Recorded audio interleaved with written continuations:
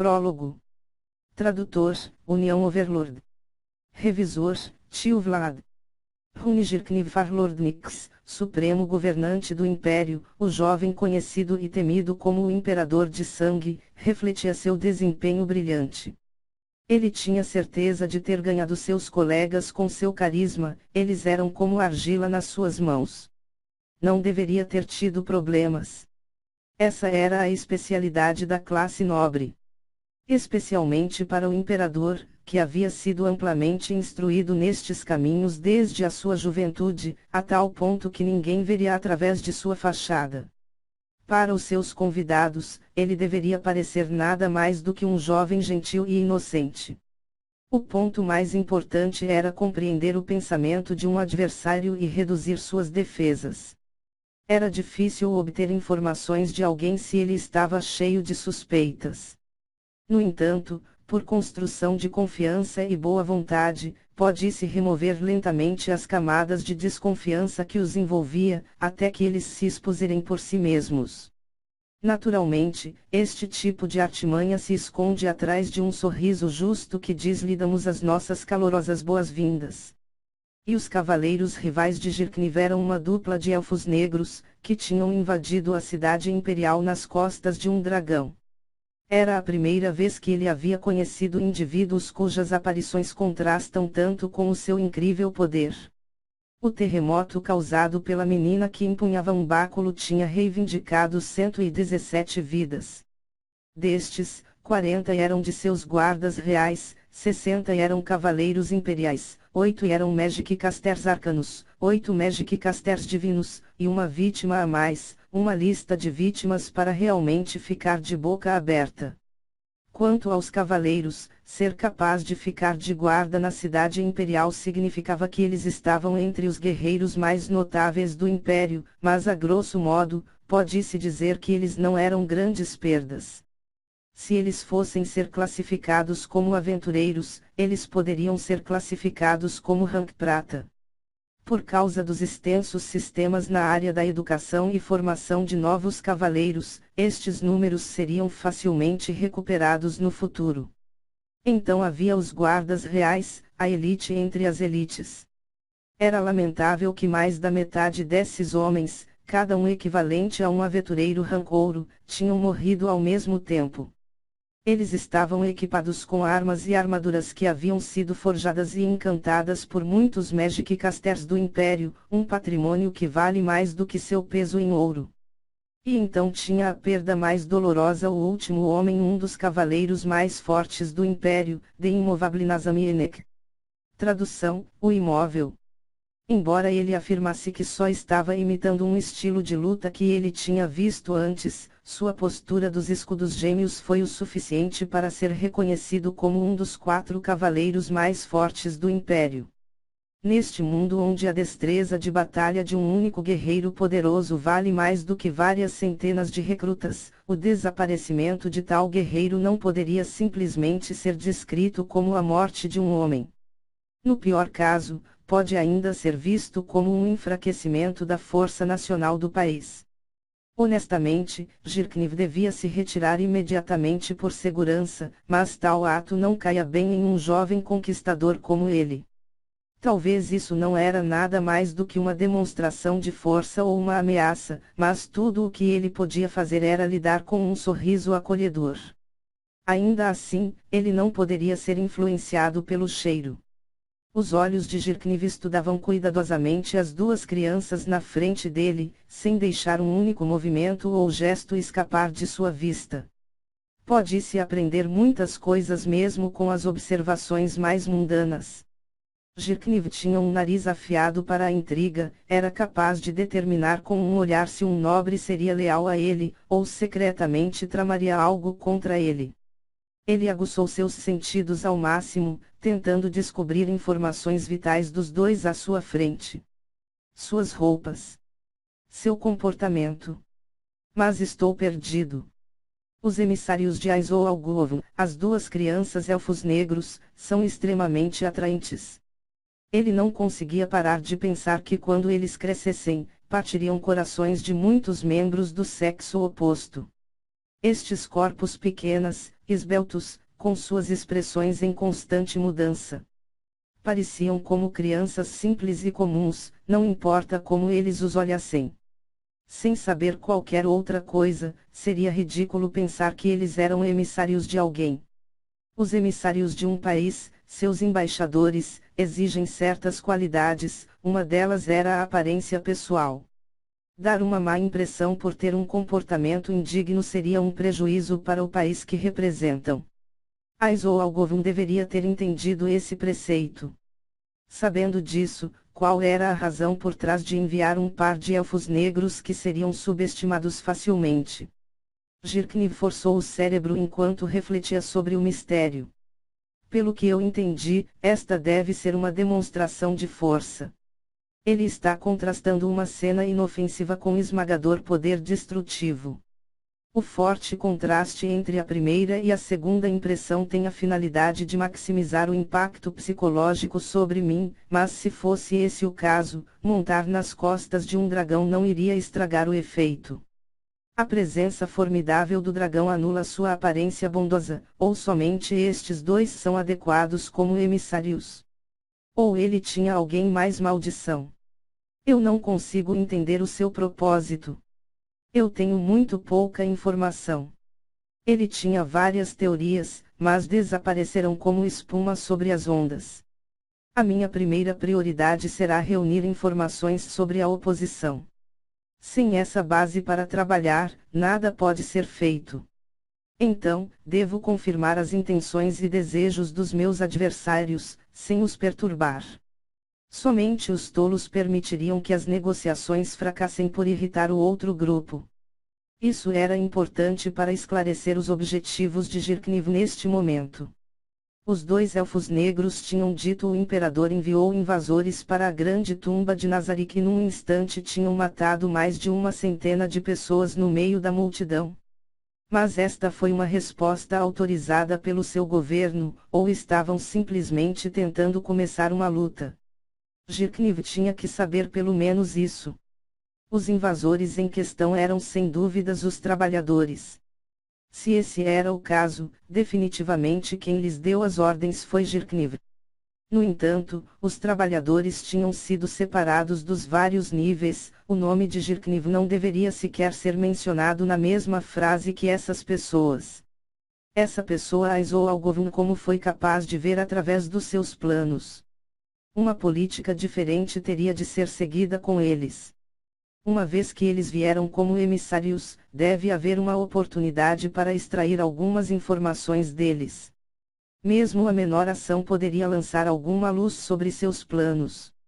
Atrás deles dois estava um inimigo que poderia corajosamente desafiar uma nação e conquistá-la com força e terror. Mesmo um pequeno erro aqui pode significar a morte para ele. Um segundo terremoto seria o fim das coisas aqui. Jirkniv voltou sua atenção para a sala vizinha. Deveria estar cheia de guardas reais, e dezenas de cavaleiros em espera de suas ordens. Mas no dia de hoje, ele não havia se preocupado. Era porque mesmo que ele tivesse colocado 50 guardas reais lá só seriam mortos se tentassem lutar com estes dois. Portanto, só havia apenas 5 guardas presentes nesta reunião. Um dos 4 cavaleiros do Império Lichtnin Basil Peshmel. O conselheiro mais confiável de Jirkniv, Fluder Paradini. Também 3 escribas de confiança. Tradução, relâmpago. Também tinha dado ordens aos guardas reais para desenterrar os corpos que estavam dentro de rachaduras no pátio. Embora pareça inútil, ele havia ordenado de qualquer maneira. O Império não tinha ninguém que pudesse usar magias de ressurreição. Mesmo os aventureiros Rankadamantiti do Império não tinham tal poder. Dos países vizinhos, talvez apenas o reino de Restisi e a teocracia Slane poderiam ter tal magia. Mesmo assim, ele ainda queria recuperar os corpos, porque era um desperdício deixar o equipamento se perder com seus proprietários. Além disso, recuperar os corpos e deixá-los descansar iria preservar a moral e conceder disposição às tropas. Honráveis emissários que viajaram de tão longe para nos agraciar com sua presença. Certamente devem estar com sede. Nós preparamos um simples refresco para vocês. Esperamos que provem alguma coisa, se quiserem. Zirkniv tocou uma campainha, e as empregadas que estavam esperando fora do quarto entraram silenciosamente. Havia mais de 20 donzelas, com bandejas cobertas de prata. Após seu árduo treinamento, estas donzelas se moviam com praticidade e elegância praticada. Mas, mesmo esses movimentos, que fazia Zirkniv ter secretamente orgulhoso delas por sua impecável desenvoltura, ele poderia detectar erros leves. Era precisamente porque o resto de suas ações eram tão perfeitamente executadas que os defeitos foram destacados. O que está errado? Elas entreteram muitas autoridades no passado sem problemas, porque elas estão tendo problemas agora. Elas estão sendo afetadas por algum tipo de magia. Zirkniv queria averiguar sobre suas roupas e segurar seu medalhão de proteção mental, mas foi forçado a resistir à tentação. O medalhão era eficaz precisamente porque as pessoas não sabiam que estava lá. Se eles soubessem que tinha tal artefato, só seria piorar para ele. Quando as empregadas hesitaram depois de olhar para os dois elfos negros, ele finalmente encontrou a razão. Ah! Então é por isso, é porque elas estão fascinadas com sua aparência. Bem, não é como se eu não entendisse, não, caramba! Eu não devo me fazer de idiota. Talvez, se só erraram essa quantidade de vezes diante de tais rostos gloriosos, pelo contrário, se deve elogiar as empregadas domésticas. Depois de colocar as bebidas e os lanches, as empregadas domésticas curvaram-se e saíram. Então, por favor, sirvam-se. O menino elfo negro levantou a taça com uma expressão de tédio no rosto. Era facilmente um tesouro por si mesmo, de cristal transparente gravado com arte requintada. Embora o cristal esculpido como este não era de interesse particular de Zirkniv, isso não quer dizer que ele não apreciasse essas coisas. Mesmo um simples utensílio para comer usado por um hóspede pode ser usado para mostrar a glória do império, para que eles saibam exatamente o tipo de pessoas que estavam tratando. O menino elfo negro tomou um gole da bebida. Nenhuma precaução, não estão em guarda com veneno, ou eles têm magias que protegem contra este tipo de coisa. Ou ele sentiu que eu não tinha tais intenções. Ou é algo mais. Essa menina não parece nada preocupada. Isto não tem um sabor particularmente bom. Também não tem nada de anormal. As palavras do menino surpreenderam Zirkniv. Ninguém jamais disse algo como isso, nem mesmo quando ele era criança. Quando a surpresa desapareceu, foi substituída por uma ligeira raiva queimando em seu coração. Ele é um cara difícil. Mas, é claro, Zirkniv não era tão tolo ao ponto de deixar a irritação aparecer em seu rosto. Então, eu peço desculpas sinceramente por meus maus tratos à sua querida pessoa. Zirkniv sorriu para o menino. Rezo para que você seja amável de me esclarecer sobre a sua bebida favorita, para que possa preparar algo em suas futuras visitas. Não tem algo em comum significa que não sentiu nenhum veneno. Será que ele acha que eu estava tentando envenená-lo desde o início? O que ele quis dizer com isso? As coisas que eu quero provavelmente não conseguem preparar. Irmã, está sendo rude. Oh! Eu agora. Irmã. Portanto, não é um menino, mas uma menina. Eles não são irmão e irmã, mas apenas irmãs. Agora que pensou nisso, ele se parecia com uma menina. Por que não se vestir como um homem? Não, talvez ela queira usar roupas que lhe permita liberdade de movimento. As crianças de sua idade são ligeiramente andróginas de qualquer maneira. E se o outro fosse um homem? Não, a forma como ela está vestida, não há nenhuma maneira que poderia ser. Ainda, a irmã mais nova é muito honesta. Embora Zirkniv tivesse considerado convencer a menina de báculo para passar para seu lado, a fim de construir um bom relacionamento com as duas, o que poderia beneficiar o Império, ele ainda não podia fazer a sua jogada sem ganhar mais informações. Para começar, ele não poderia esquecer de como esta menina honesta havia massacrado muitos de seus homens. Andar imprudentemente ao seu redor seria como colocar a mão na boca de um dragão adormecido. Ainda assim, isso é alguma coisa. Eu tenho que ver como o outro lado joga as suas cartas. Então, honorável convidado, deixe-me apresentar-me outra vez. Eu sou Jirkniv Runifarlordelnix do Império Baharut. Certamente estou consciente do nobre nome da Lady Fiore, mas posso perguntar o seu. Oh, e eu sou Maribelo Fiore.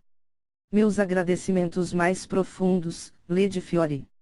Em seguida, com referência ao que a senhora Fiore disse, especificamente o Sr. Ais não está muito feliz e destruirá este país, a menos que seja apaziguado, suponho que eu, como o suposto ofensor em questão, deva ir a Nazarick.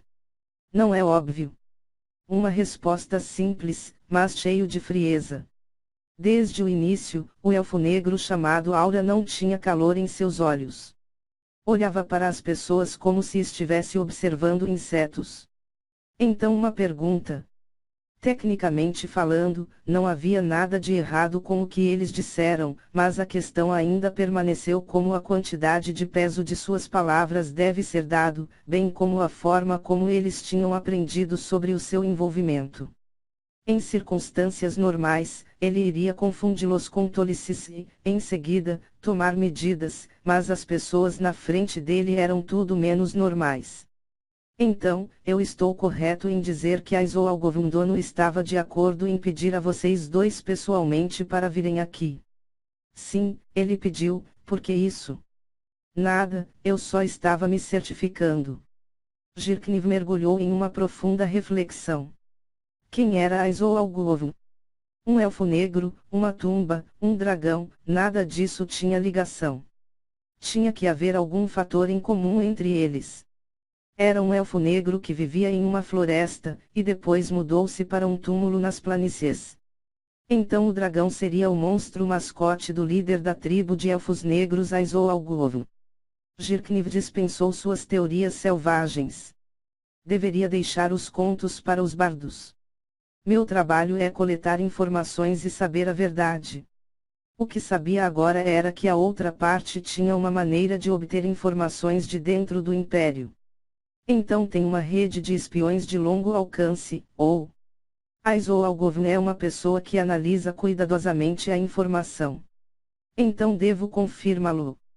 Ele ordenou-lhes a virem um dragão. Sim, Ais-sama nos disse para fazê-lo. Entendo, então é assim que é. O que você ganha fazendo todas essas perguntas estranhas? Você se desculpará. Ou não virá. Se você não vir, vamos aceitar suas palavras, mas isso significa condenar o seu país. Havia um ditado: você não pode ter os ovos de um dragão sem entrar no covil do dragão. Isso significava que não poderia ter grandes lucros sem tomar grandes riscos. Com isto em mente, Jirkniv fortificou a si mesmo.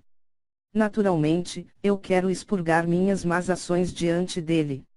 Embora eu tenha a impressão de não ter enviado qualquer pessoa para um lugar chamado Nazarick, é muito possível que um dos meus subordinados poderia ter agido precipitadamente, e independente das minhas ordens.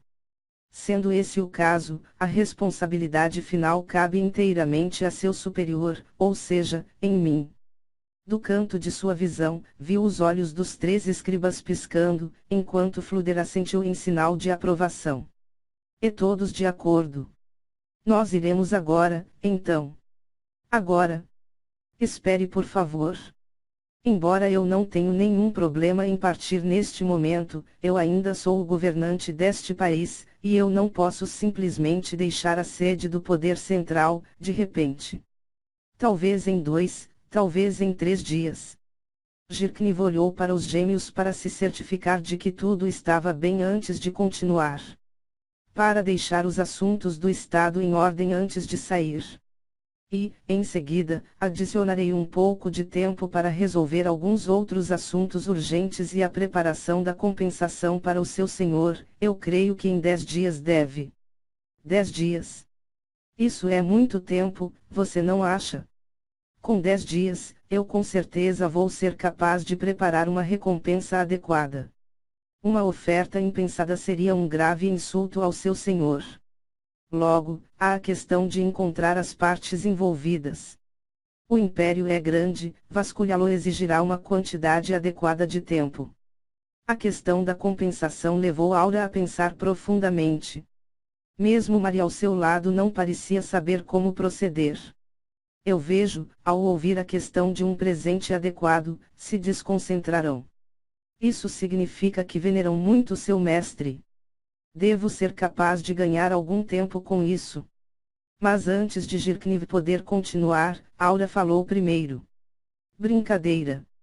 Aissama só me disse para dizer-lhe para ir agora, onde agora se define como o tempo todo que você acredite necessitar. Embora ele quisesse cuspir em Aizoalgovn, que tinha visto através de seus planos, ao mesmo tempo sentiu que seu oponente era um adversário inteligente e digno. Então eu queria ver como reagiria à sua demanda por agora, então. Bem, Aizoalgovn, você é um negociador difícil. Você deve ser muito sábio para prever o caminho que a conversa tomaria. Eu disse algo, você não vai responder. A voz fria de Aura fez Jirkniv se sentir como se afogasse em um pântano. Me perdoe. Eu estava contemplando o que preparar se eu não tiver tempo o suficiente. É bom, não há problema. Então, você pode me dar uma resposta. Quanto tempo devemos esperar antes que venha a Nazarick? Só isso, Jirkniv ignorou a provocação de Aura. Considerando todos os preparativos, creio que vou ser capaz de lhe fazer uma visita em 5 dias. Entendo. Então, informaremos a Aissama. Isso me lembra, devemos ajudar a desenterrar os homens enterrados vivos lá fora. Embora. Aura juntou as mãos, e seu sorriso era muito malicioso para ser de uma criança. É possível que estejam um pouco esmagados. Isso pode ser um pouco difícil de resolver. Jirkniv continuou a sorrir, porque os desejos do rival, neste momento, eram muito transparentes. As pessoas revelam sua verdadeira natureza em momentos de grande emoção. Assim, o medo era a sua maneira de testá-lo.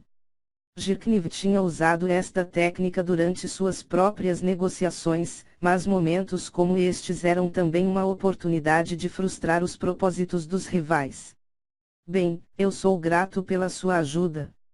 Vou deixar o resto com você. Vendo as emoções óbvias sobre a face da Aura, Jirkniv permitiu-se um sorriso sincero pela primeira vez.